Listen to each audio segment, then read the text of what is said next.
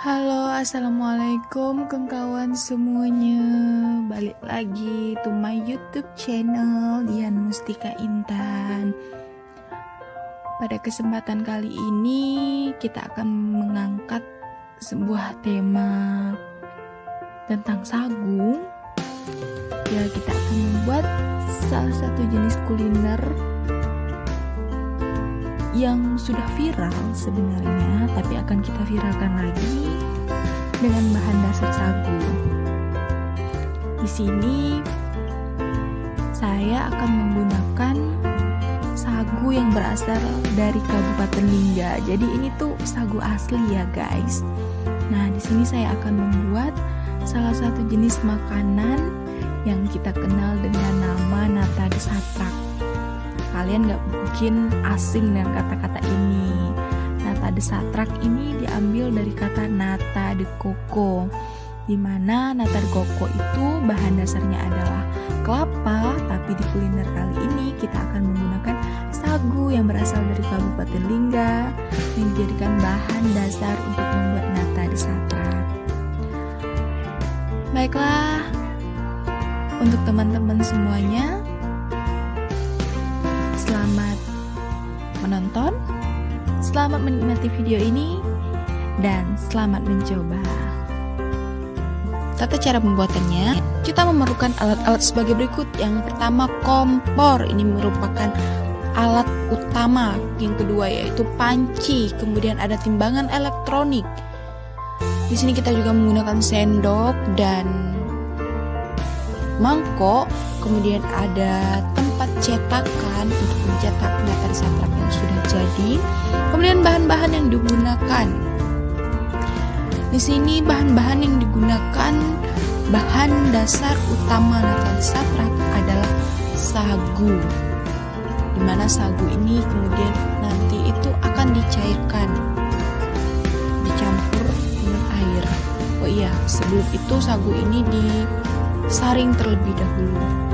Kemudian ada air bersih, fungsinya untuk melarutkan sagu. Kemudian ada ekstrak kecambah.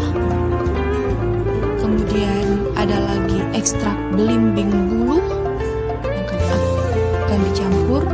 Kemudian ada bakteri starter Acetobacter pseudomonas. Kemudian ada gula pasir, jangan lupa untuk menambah rasa manis. Baiklah teman-teman, kembali kepada langkah-langkah membuat nata de satrak. Berikut disaksikan. Jadi, langkah pertama untuk membuat nata de satrak itu, pertama-tama hidupkan kompor terlebih dahulu.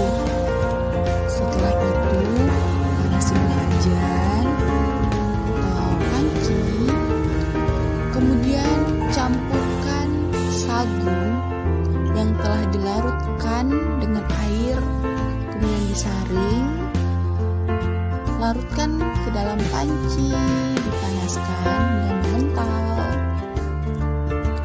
ditunggu beberapa saat dan sambil diaduk-aduk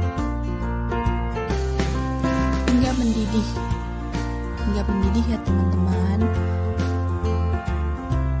Biasanya itu sedikit mengental. Sagu itu apabila dicampur dengan air dan dipanaskan, dia akan menjadi seperti lem dan mengental seperti itu. Kemudian dicampurkan ekstrak kecambah. Ya, setelah itu dicampurkan ekstrak kecambah. Diaduk lagi hingga semuanya tercampur dengan rata. Asapnya teman-teman udah mulai mengental. Setelah itu dicampurkan lagi dengan ekstrak belimbing buluh. Dicampurkan sedikit demi sedikit ya teman-teman, jangan langsung dicampur. Diaduk lagi hingga kalis dan mengental. Nah, teksturnya seperti ini.